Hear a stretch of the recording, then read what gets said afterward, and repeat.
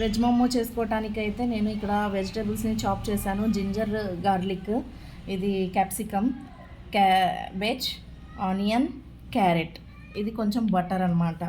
అయితే ఇప్పుడు మోమోస్ చేయడానికి 1 గ్లాస్ ఆఫ్ మైదా, దీంట్లో కొంచెం సాల్ట్ అయితే వేస్తున్నాను, కొంచెం సాల్ట్. ఇప్పుడు దీన్ని వాటర్తో కలుపుకోవడం. మరీ లూజ్గా కాకుండా మరీ గట్టిగా కాకుండా మీడియంలో కలుపుకోవాలన్నమాట. కొంచెం కొంచెం యాడ్ చేసుకోండి వాటర్ అనేది. పిండి అయితే కలిపేసానండి. ఇదిగోండి, ఇట్లా మరీ లూజ్గా కూడా లేదు, టైట్గా కూడా లేదు. ఇలా కలిపేసి కొంచెం సేపు నానబెట్టేద్దాం.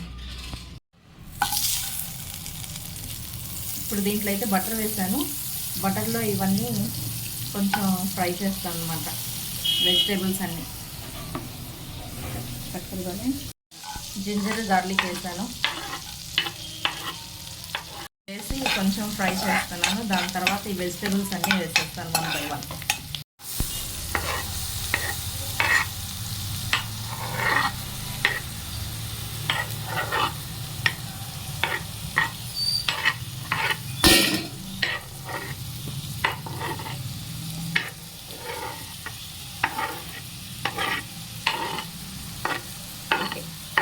అన్నీ కలిపేసేసి ఇలా ఫ్రై అయితే చేస్తున్నాను.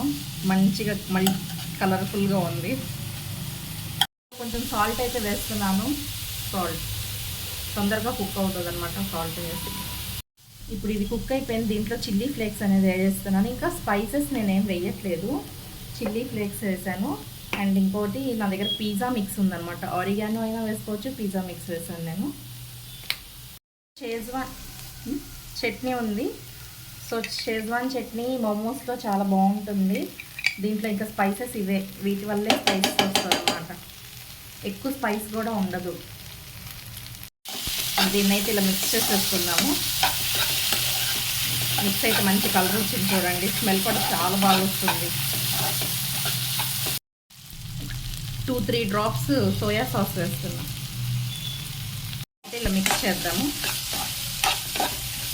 ఇంతేనండి, మోమో స్టఫింగ్ అయితే రెడీ అయిపోయింది. చూడండి ఎంత బాగా కలర్ఫుల్గా ఉంది, చాలా టెంప్టింగ్గా ఉంది. దీన్ని చూస్తుంటే స్మెల్ కూడా చాలా బాగుంది. ఇలా చిన్న చిన్న ఉండలుగా అయితే చుట్టుకొని పెట్టుకున్నానండి. దీన్ని ఇప్పుడు నేను చపాతీ పిండితో చిన్న చిన్న చపాతీలు చేసుకుంటాను మోమోస్ ఫిల్ చేయడానికి. స్టఫ్ చపాతీ అయితే చేసుకున్నాను. చపాతీని ఇలా చిన్న చిన్న చపాతీ చేసి దీంట్లో స్టఫింగ్ ఇందాక చేసుకున్నాం కదా, అది స్టఫ్ చేస్తున్నాను అనమాట. ఇప్పుడు దీన్ని అయితే చుట్టేసుకోవాలి.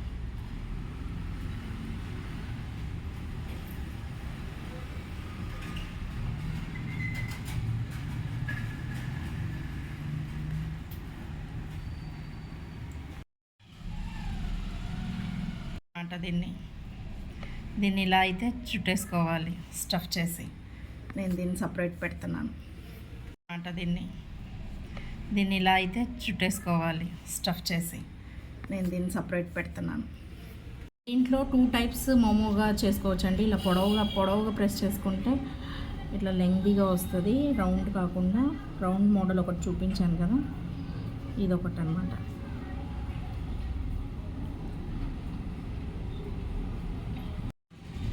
ఇలా ఉంటుందన్నమాట పొడవుగా.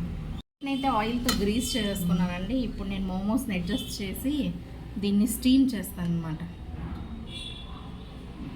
అయితే పెట్టేశానండి. ఇట్లా ఇడ్లీ పాత్రలో అడ్జస్ట్ చేసుకొని పెట్టేసుకోవడమే. అయితే దీన్ని సెకండ్ ప్లేట్లో కూడా ఇలా అడ్జస్ట్ చేశానండి. ఇప్పుడు దీని మీద మూత పెట్టేసేసి స్టవ్ వెలిగించేసి స్టీమ్ చేసేయటమే. ఇలా అయితే మోమోస్ స్టీమ్ అయిపోయాయి. దీన్ని మా మోమో అయితే రెడీ అయిపోయిందండి. మా మోమో మంచిగా స్టీమ్ అయిపోయి చాలా కలర్ఫుల్గా కనిపిస్తుంది చూడండి. దానికి కాంబినేషన్గా సూప్ అయితే చేసుకున్నాం, సూప్ విత్ మోమోస్. ఇది మా మోమో.